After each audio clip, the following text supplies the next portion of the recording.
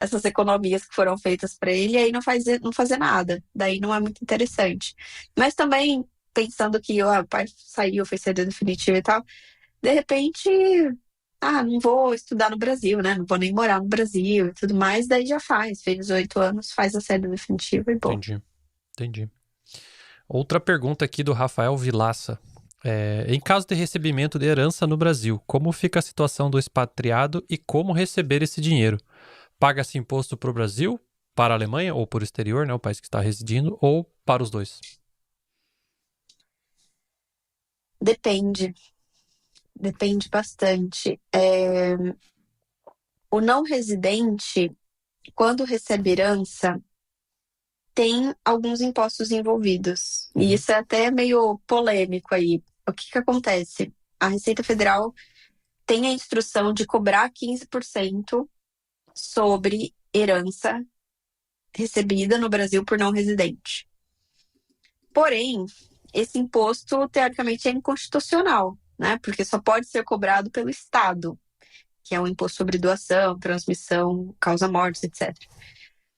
Que já é pago dentro de um inventário, por exemplo. Então, assim, há algumas interpretações de que esse imposto é inconstitucional, e aí já teve vários casos de pessoas que entraram com um processo, né, tentando reaver o valor e conseguiram, e outras que não conseguiram. Ô, louco. Daí acho que depende do advogado que tá entrando com esse processo, mas assim, é, tende a assumir esse imposto. Tem muita gente reclamando, assim, tem bastante coisa acontecendo, e ele tende no futuro a assumir.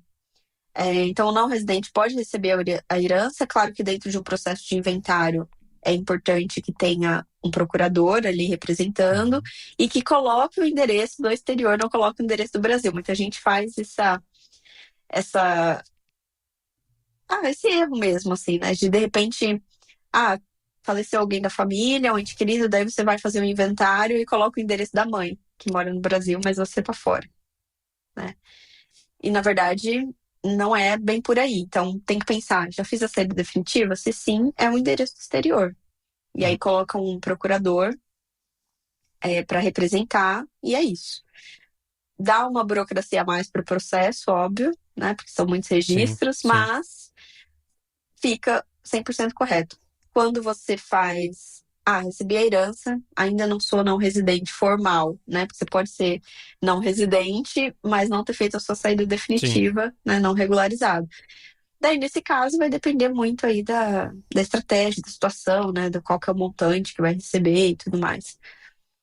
Mas alguns casos a gente espera, né? Receber, completar toda essa situação do inventário e depois faz a saída definitiva. Outros não, outros já fazem a saída definitiva, já coloca tudo como endereço do exterior, então depende muito do caso para interpretar aí qual vai ser a Melhor estratégia, né? abordagem correta. Entendi. Daí, se você vai pagar na Alemanha, aí tem que ver local. Em Hum, alguns casos, em alguns países, sim. Aí, em alguns países paga.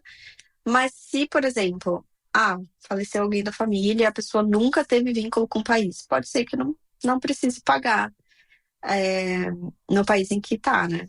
Só no Brasil. Mas aí vale ver a legislação tem que ver específica local, né? do país para Entendi. tem que ver local. Entendi.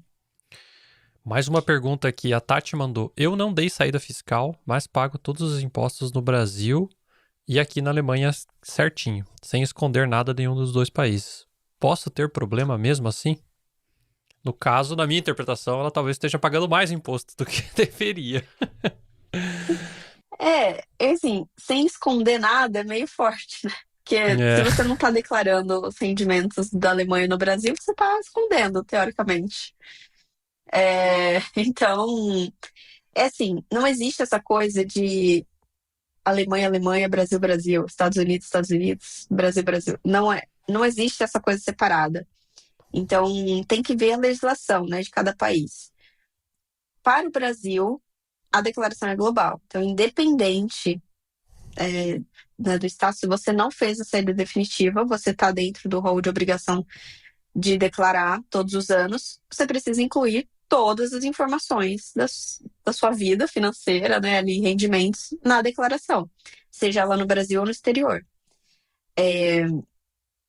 Ao passo que se você não fizer, pela regra, tá irregular, né? Precisa Uhum. regularizar. Ah, vou regularizar os últimos 5 anos? Não sei se é o que você tá afim de fazer, porque vai gerar uma carga tributária. Qual que é o grande problema de países assim, por exemplo, como a Alemanha, né, em relação ao Brasil? É que não existe um acordo para evitar a dupla tributação. O Uhum. que existe é um acordo de reciprocidade. Então, já existiu um acordo para evitar a dupla tributação entre o Brasil e a Alemanha, mas ele deixou de ser vigente, né? Deixou de vigorar em 2016, se eu não me engano. E até então não tem nada novo, né? Assim, Entendi. só tem um acordo de reciprocidade. Então, essa história da Alemanha com o Brasil é a prioridade de tributação, né? Então, o salário na Alemanha vai ter Entendi. prioridade de tributar na Alemanha. E o aluguel, por exemplo, no Brasil, que a origem seja o Brasil, vai ter prioridade de tributação no Brasil. Então, se eu tiver as duas fontes de renda na minha Entendi. declaração, o Brasil, né, pensando na declaração do Brasil, eu vou tributar o aluguel e vou tributar o salário da Alemanha. Mas o percentual de imposto que eu paguei na Entendi. Alemanha só pode ser É um compensado rolo, com o né? Isso é uma salário. Então, eu função, ainda isso vou aí. pagar 100% o meu imposto lá do É aluguel. mais simples, né? E isso é uma coisa que vem mudando muito Tá na Receita certo. Federal, que é Legal. Tem segregar mais alguma esses coisa que quer tipos falar aí? de, Porque eu acho que a gente de já passou rendimentos de e uma hora de conseguir conversa fazer a aqui. compensação segregada também. É, então. Que antes não tinha, né? O antes era tudo Uhum. misturado, juntava lá no final e fazia o ajuste.